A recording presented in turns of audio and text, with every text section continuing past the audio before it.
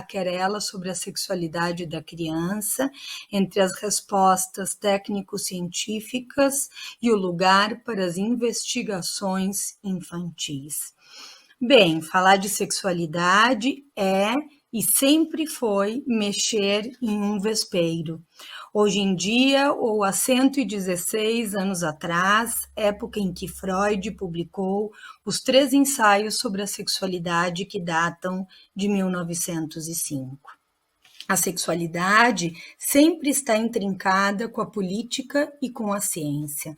Não há como abordar a sexualidade sem tocar primeiramente o lugar do corpo na polis, como a regulamentação de seus usos e costumes culturais, mexendo com o poder dos direitos do cidadão, inclusive com a definição de quem é ou de quem foi situado ou não como cidadão ao longo da história. Em segundo lugar, considerando o conhecimento técnico-científico que tantas vezes vem mover de lugar, aborda daquilo que outrora era impossível, tal como é o caso da redesignação sexual, bem como pelas classificações psicopatológicas que vão circunscrevendo o normal e o patológico e assim fundamentando ao longo do tempo diferentes práticas que se apresentam como promessas de solução aos mal-estares humanos.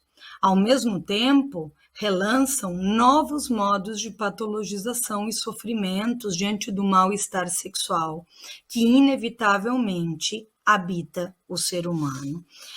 Freud, já na introdução aos 3 ensaios, adverte como há um mito popular de que homem e mulher seriam originalmente uma unidade, posteriormente separadas, e que por isso cada um estaria buscando a sua alma gêmea, sua cara metade. Ele nos diz que isso não passa de um mito. É verdade, sim, que somos habitados pelo desejo, e que, portanto, somos faltosos. Mas isso não quer dizer que haja por aí uma outra metade da laranja que a priori completaria, e menos ainda que se trataria necessariamente de uma dupla homem-mulher. Lacan diz isso ao seu modo, quando afirma que aquilo que não se emparelha pela sexualidade, se aparelha pela linguagem. Ou seja, na medida em que não temos como fazer um parzinho que nos complete, falamos, somos movidos pelo desejo e o desejo sempre implica lidar com a falta. Assim, o mal-estar sexual nos habita, na medida em que a sexualidade humana não nasce dada por instinto, mas implica uma estruturação permeada por um intenso trabalho psíquico tecido com e a partir dos construtos culturais, ao mesmo tempo em que a estruturação de cada um gera respostas que, no devir entre as gerações, modifica esses construtos. Os preconceitos, as exclusões, os crimes sofridos e exercidos em torno da sexualidade fazem desse assunto um campo escorregadio, no qual cada palavra pode fazer com que a possível interlocução, que leve em conta sua complexidade, se interrompa, caindo em polarizações discursivas no qual o outro vira o suposto inimigo sobre o qual se lança o argumento, a resposta pronta antes de que se escute interrogantes que não deveriam se elidir. No entanto, vejam só como a criança não se estrutura sem mexer nesse vespeiro. A interrogação da criança faz com que, entre geração e geração, que nasce e que morre, mas que antes disso convive na diferença, se recoloque a questão da sexualidade. Como Freud afirma, a sexualidade, que pode parecer tão óbvia desde o senso comum, está entre as mais difíceis definições da ciência. Justamente a criança rompe essa aparente obviedade e se comporta diante dos grandes enigmas da humanidade, morte e sexualidade, origem e fim, como um cientista, nos diz Freud, produzindo teorias que, tal como as da ciência, têm erros, não saberes e indiscutíveis fragmentos de verdade também.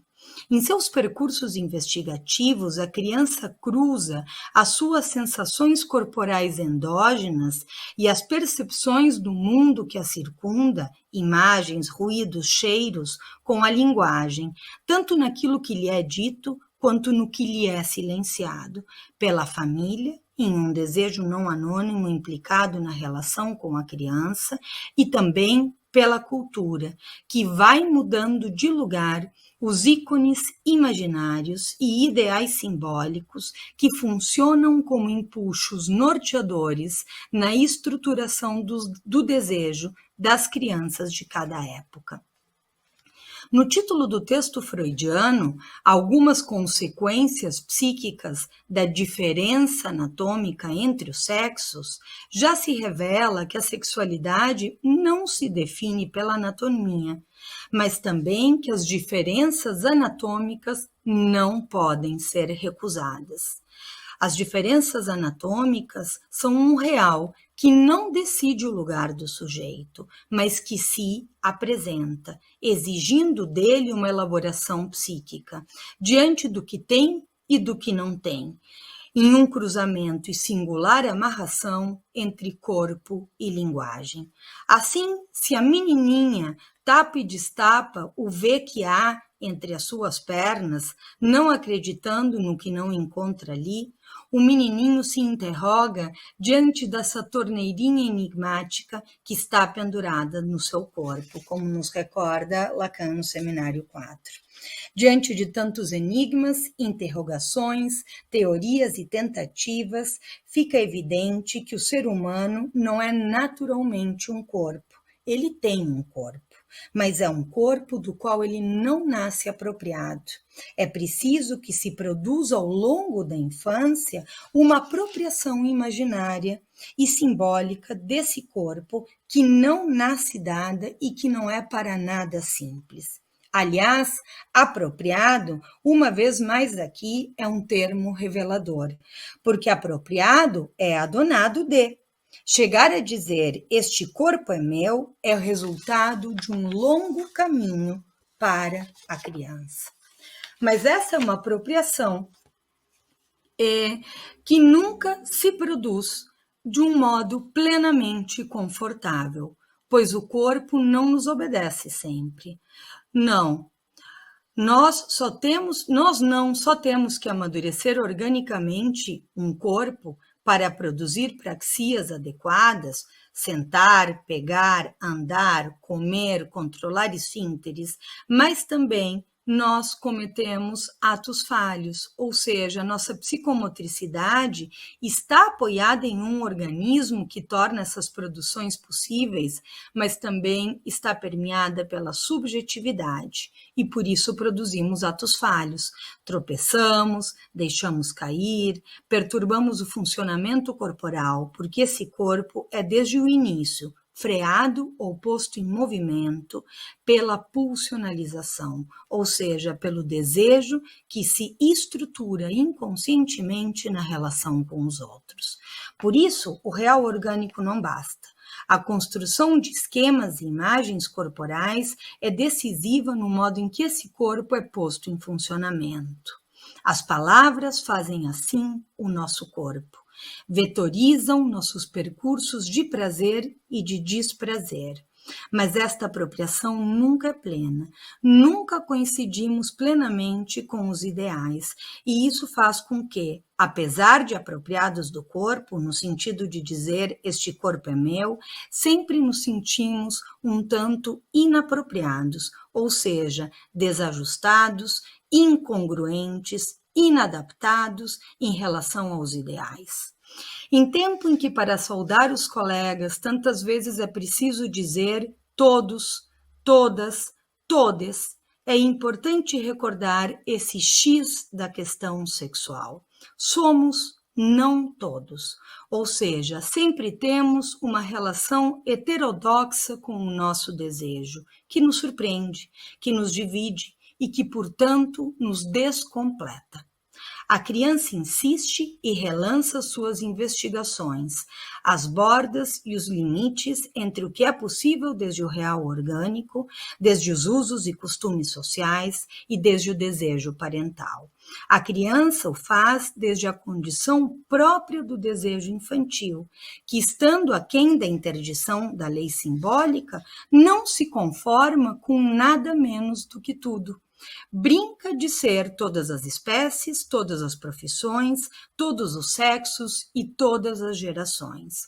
A menina tantas vezes testa a possibilidade de fazer xixi em pé, considerando se seria possível projetar um pouco mais as suas extensões anatômicas. O menino, por sua vez, tantas vezes coloca a almofada sobre a blusa, brincando de estar grávido. A sexualidade implica o real orgânico, implica as identificações na ordem do querer ser, implica também a escolha de objeto, na ordem do que se deseja ter. E esses três aspectos, que não estão dados de modo alinhado implicam combinatórias singulares, que resultam de complexas equações inconscientes. Um menininho pergunta à sua mãe: homem pode casar com homem? A mãe responde que sim, que a lei hoje em dia permite casamentos entre homens e homens, o que é muito justo, ainda que nem sempre tenha sido assim.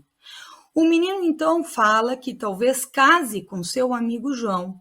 A mãe lhe pergunta por quê, e ele diz que gosta muito do seu amigo e que assim, então, poderão ficar juntos para sempre. A mãe lhe fala sobre os diferentes modos de amor, do namoro, da amizade, aquele que tem entre pais e filhos. Desse modo, o menino investiga sobre os usos e costumes sociais próprios do cruzamento entre o simbólico e o imaginário. Mas ele não se detém no semblante e relança. Mas mãe, 2 homens podem ter um filho? E a mãe lhe diz que podem adotar e criar um filho, mas que é preciso a semente de um homem e de uma mulher para gerar um bebê. O menino investiga assim o que é possível ou impossível desde o real do corpo. Mas não satisfeito com isso relança. E você, mamãe? O que você acharia se eu casasse com um homem? Aí se atravessa o semblante ou se atravessa a pura explicação anônima do conhecimento que busca recobrir plenamente o real. Ali se convoca a implicação do desejo materno, sua singular amarração real, simbólica e imaginária que atravessa o laço da filiação. A criança, em sua estrutura, ela precisa reacender esse enigma e lança lenha na fogueira, colocando o dedo na moleira do que é mais profundo e mais indizível na transmissão entre gerações, o desejo e a sexualidade. Assim, aqueles psicanalistas que atendemos crianças, estamos com a escuta aberta a esse relançamento que o discurso social produz sobre a estruturação de cada sujeito, com seus novos ideais, impasses e possibilidades. Quando Freud publicou os 3 ensaios sobre a sexualidade no início do século passado, causou rebuliço na comunidade científica da época ao situar que práticas sexuais consideradas condenáveis juridicamente por serem situadas como perversidades ou aberrações sexuais e aquilo que a sociedade vitoriana considerava como admissível, tinha bordas muito menos nítidas do que aquelas que o moralismo vigente gostaria de assumir. Situar uma sexualidade humana que não está regida nem organizada pela natureza reprodutiva foi central na psicanálise, sublinhando que o que norteia a sexualidade humana é a busca da experiência de prazer. Em uma das primeiras reedições desse texto, Freud afirma que desejaria que o que ele contém possa envelhecer rapidamente. Em uma nota de rodapé acrescentada 10 anos depois da edição original, que procura deixar ainda mais claro aos que se recusam a entender os seus fundamentos, afirma: a psicanálise se opõe com o máximo de forças a considerar os homossexuais como um grupo à parte da humanidade. Aqueles que condenam essa prática sexual, afirma, não reconhecem que inconscientemente já foram habitados por esse desejo, ainda que por efeito do recalque como censura intrasubjetiva tenham se separado dele. Por isso, a afirmação freudiana ainda precisa ser recordada na atualidade, para fazer notar que a praxis psicanalítica permite que um paciente escute o seu inconsciente, como uma alteridade que o habita, que não vem apenas, então, do encontro com os demais no laço social, mas com o outro que está no seu inconsciente. Portanto, a psicanálise, longe de ser uma prática egoísta na direção do triunfo individual de um desejo versus o coletivo, coloca em jogo uma ética de encontro com a alteridade que habita inicialmente cada um.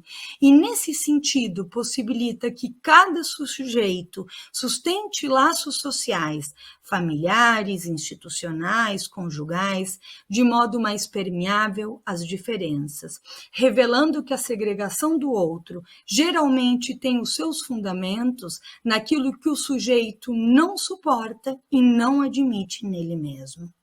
Ao atender tantos adultos com vidas pulsionalmente empobrecidas, Freud lança sobre a cultura uma proposta.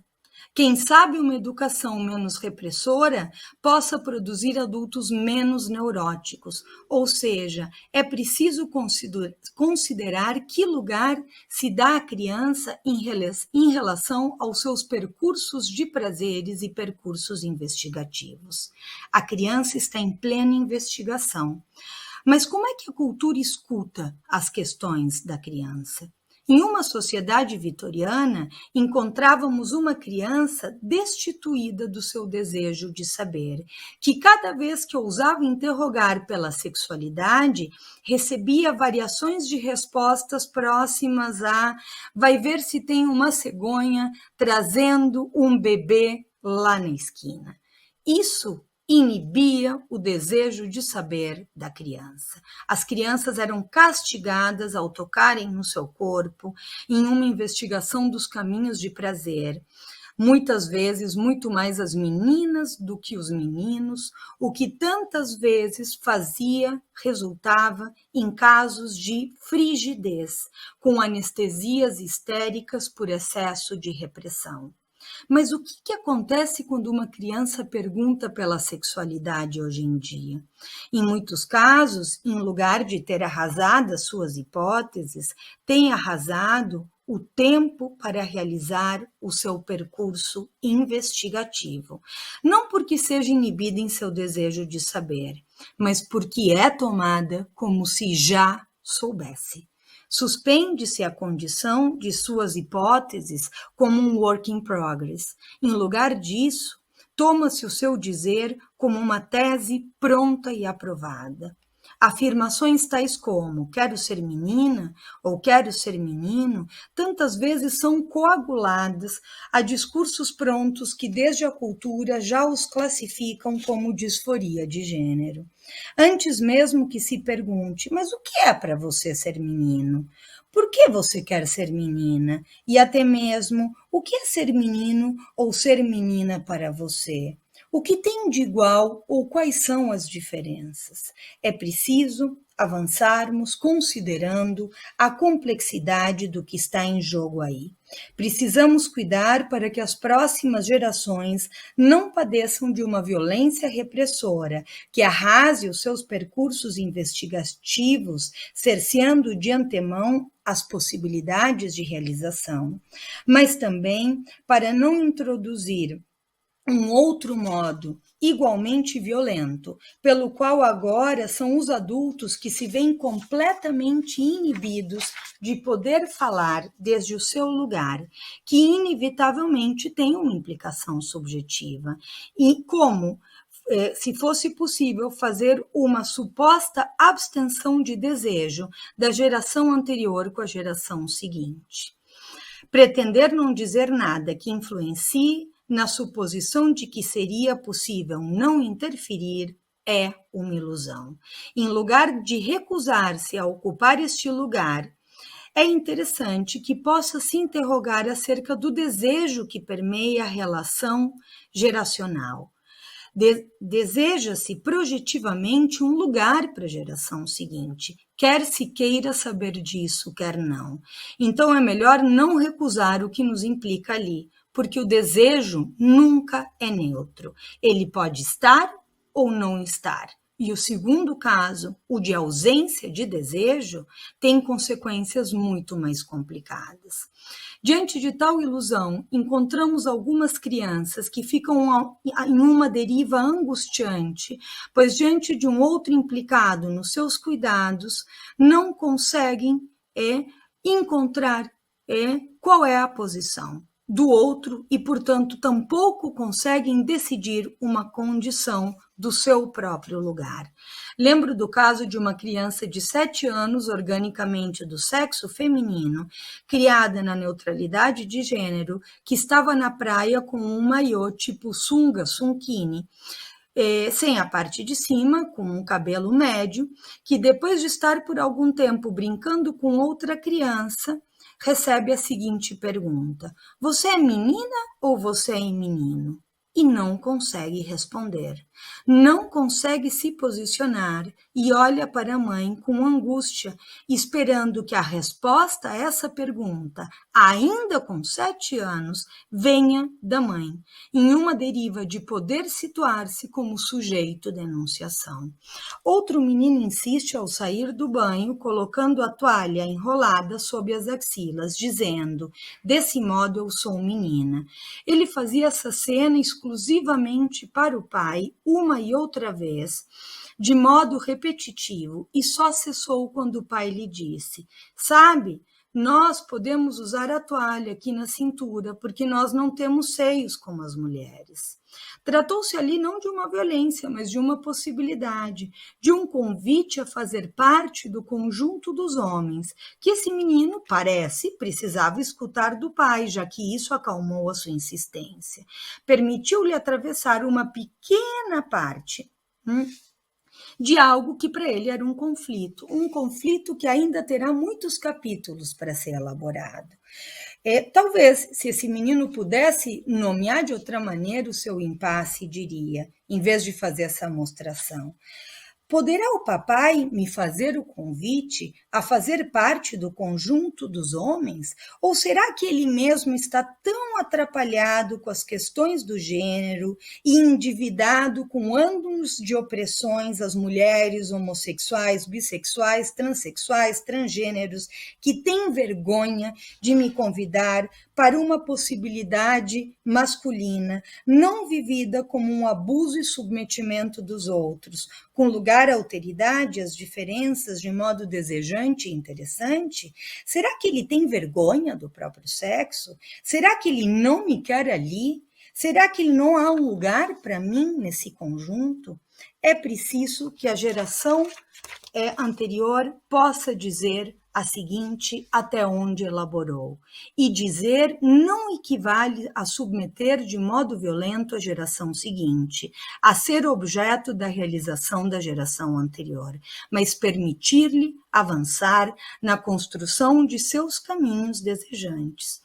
Ao dizer a criança, esta pode seguir o diálogo, pode se acalmar ou relançar as suas questões e respostas, não se contentando e indo além, mas para isso precisa que o outro não a deixe no vácuo, que não produza uma suspensão, senão ela não tem como estender a sua simbolização sobre o assunto.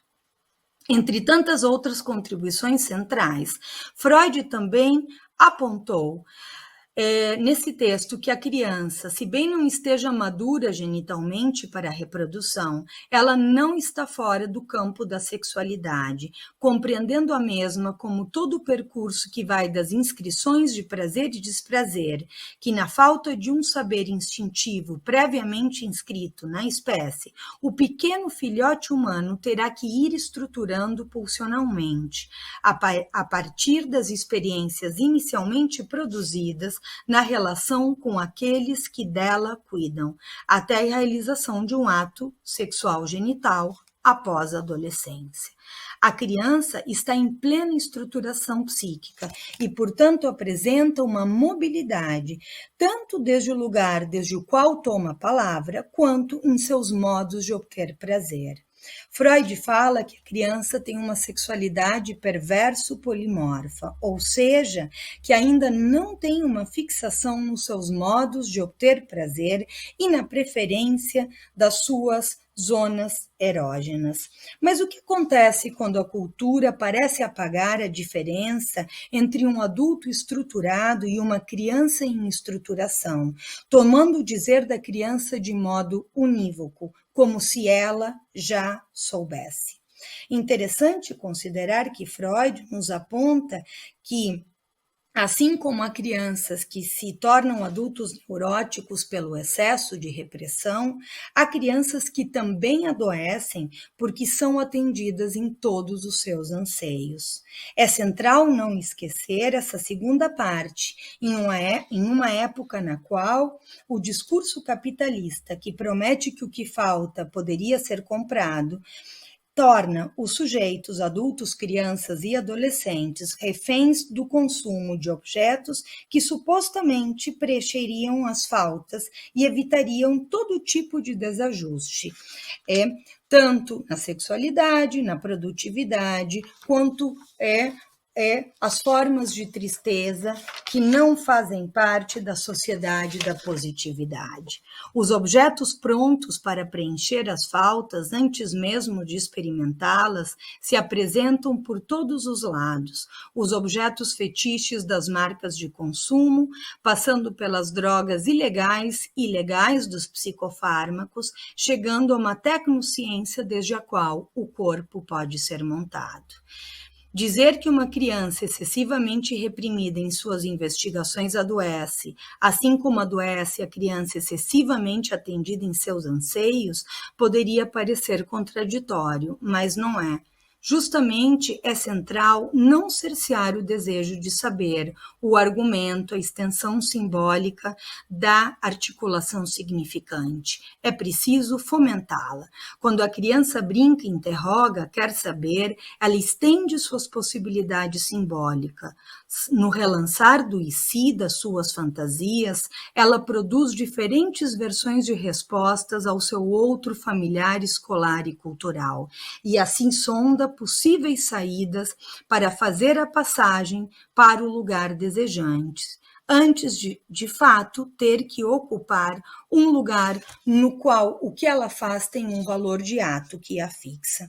Mas o que ocorre quando os adultos, eles mesmos, estão tão urgidos pela ideia de que nada pode faltar e se apressam em dar uma solução pronta para a questão da criança? Temos testemunhado casos nos quais se produz um curto-circuito entre adultos urgidos por que nada falte, crianças que em seus anseios infantis insistem em ter nada menos do que tudo, e uma tecnociência que promete que pode tornar possível o que era impossível, atendendo prontamente a demandas que se produzem diante do desencaixe sexual por meio de uma adequação de intervencionismo no corpo. Se na contemporaneidade os avanços técnicos científicos permitem uma modificação do real orgânico como uma resposta diante do mal-estar sexual, isso não vem simplesmente solucionar um mal-estar da sexualidade que estava aí, pois ao mudar de lugar o limite do que é possível e do que é impossível, isso reintroduz uma questão para os mais jovens, que agora se interrogam se podem ou querem ter esse corpo real orgânico com o que nasceram. E, ainda por cima, muitas vezes ficam sujeitos a intervenções que precipitam fixações, suspendendo a condição de mobilidade própria da infância. Vejam, essa é uma questão levantada nesse livro, no capítulo Gênero e Sexualidade na Infância e na Adolescência, Reflexões Psicanalíticas, em que a criança que tem a ilusão de que tudo seria possível se encontra com uma tecnociência que promete mudar de lugar os impossíveis. Agora, isso não é sem custo, não só sem custo monetário, mas também um custo psíquico e orgânico, implicando permanentes intervenções dolorosas e invasivas e, em grande parte, irreversíveis. Bem, na brevidade desses minutos, gostaria então de que possamos lembrar a importância de dar tempo e lugar para o brincar e para as investigações infantis, como produções imprescindíveis para cultivar a elasticidade psíquica diante dos grandes enigmas da vida, sexualidade e morte, origem e fim. Em tempos nos quais é tão frequente que se ofereçam respostas prontas, nas quais se pretende suprimir o que falta com objetos de consumo, e que assim, tantas vezes, se faz da própria criança um bom produto da coagulação entre o discurso científico e o capitalista. Em tempos de pandemia, em que experimentamos a fragilidade do corpo e a potência da virtualidade, temos ainda o recrudescimento de uma lógica do semblante, e temos na clínica recolhido as consequências disso. Como abrir lugar para o sujeito do desejo diante dos imperativos familiares é e sempre foi métier da psicanálise desde os primórdios. Agora também é central considerar como, diante da sobredeterminação algorítmica do sujeito do semblante, abrimos lugar para recordar que liberdade é poder tomar a palavra interrogando o que anima o corpo, o que acende o seu fogo, o que lhe causa cócegas e o que mexe com os seus brios. E isso nunca é tudo. Obrigada.